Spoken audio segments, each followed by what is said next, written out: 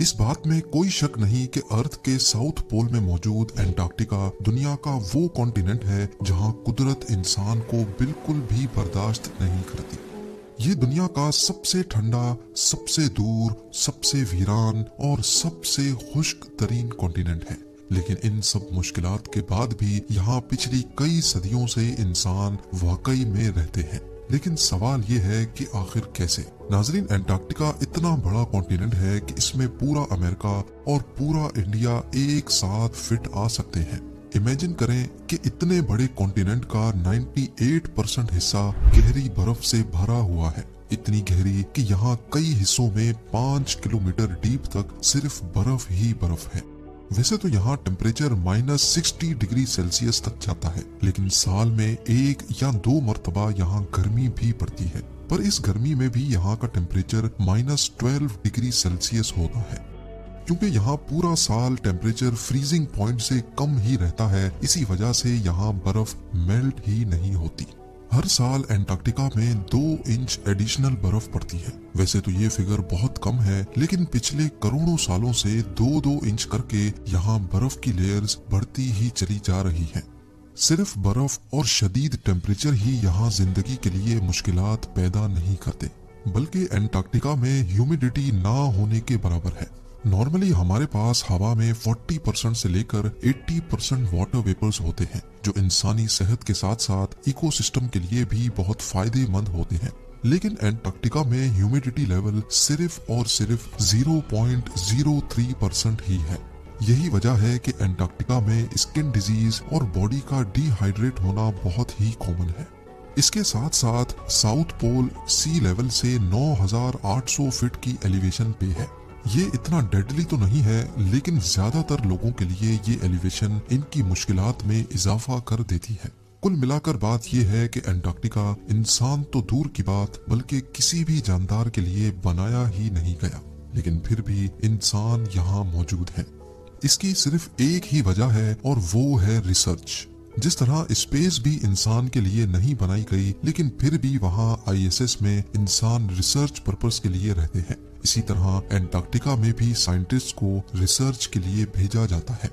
ये है यहाँ का Amundsen Scott south pole station. ये एक अमेरिकन बेस है जहाँ पर गर्मियों में 150 और सर्दियों में टोटल 45 साइंटिस्ट और स्टाफ रहते हैं। यहाँ तक इनको पहुँचाने का सिर्फ एक ही जरिया है और वो है बाय प्लेन। एंटार्क्टिका में कोई प्रॉपर एयरपोर्ट या रनवे मौजूद नहीं है और ना ही गहरी बर्फ की वजह से बन सकता है। यहाँ रनवे कंक्रीट या तारकोल से नहीं, बल्कि ऐसी चीज से बनाए जाते हैं जो यहाँ सबसे ज्यादा पाई जाती है, बर्फ। जी हाँ, बर्फ पर रोलर चलाकर उसको सख्त किया जाता है, जिस पर जहाज लैंड कर सकते हैं। एंटार्क्टिका में लैंड करने के लिए भी पायलट्स की पहले स्पेशल ट्रेनिंग की जाती है, क्योंकि ये आम रनवे नहीं बल्कि बहुत ही स्लिपरी होते हैं। कार्गो प्लेन के केसेस में तो जहाज के लैंडिंग गियर की जगह एक स्पेशल स्की लैंडिंग गियर लगा होता है, क्योंकि कार्गो प्लेन का वजन बहुत ज्यादा होता है और अगर उसके लैंडिंग गियर में टायर लगे होंगे तो वो लैंडिंग के वक्त बर्फ के अंदर धंस भी सकते हैं। साउथ पोल अमेरिकन स्टेशन पहली बार 1956 में लकड़ी से बनाया गया था, जो फौरन ही बर्फ की नजर हो गया। 1974 में इसको अपग्रेड करके एक जायंट इग्लू की शेप दी गई। पूरी बेस इसी इग्लू के अंदर रहती थी, पर अमेरिकन्स का ये एक्सपेरिमेंट भी नाकाम रहा, क्योंकि हर साल सर्दियों में ये इग्लू भी बर्फ के अंदर चला जाता था।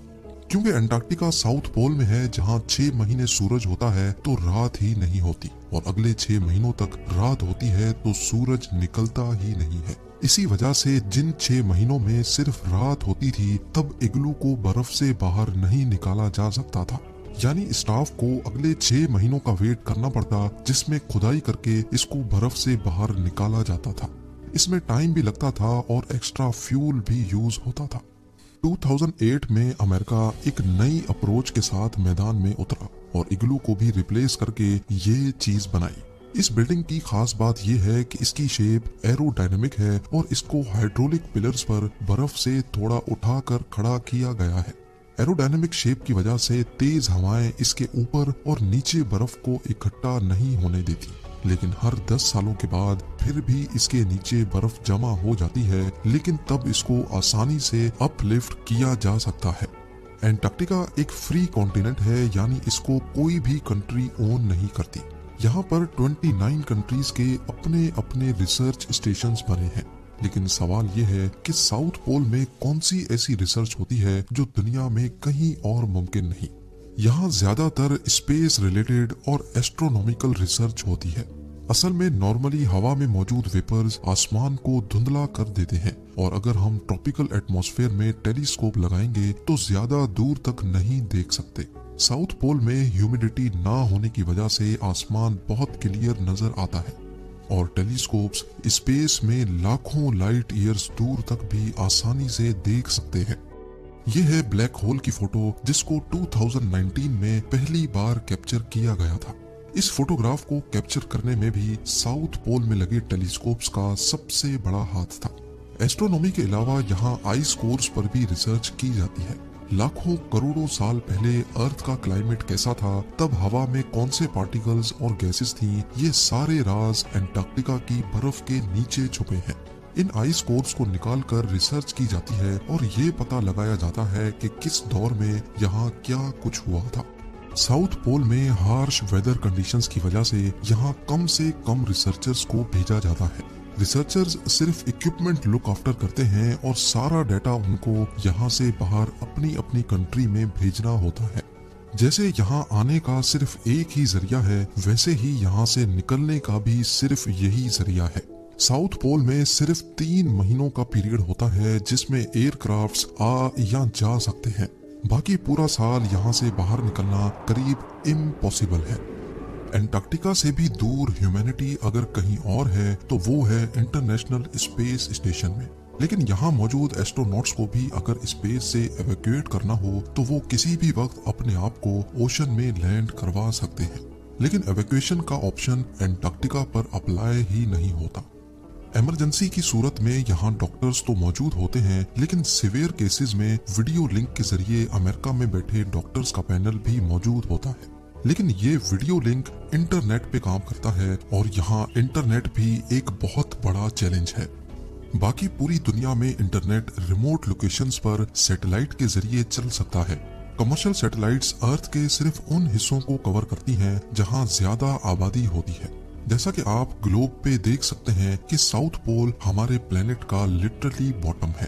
अर्थ का ऑर्बिट करती सैटेलाइट्स साउथ पोल के ऊपर से गुजरती ही नहीं है, इसी वजह से यहाँ सैटेलाइट के सिग्नल्स भी रिसीव नहीं होते।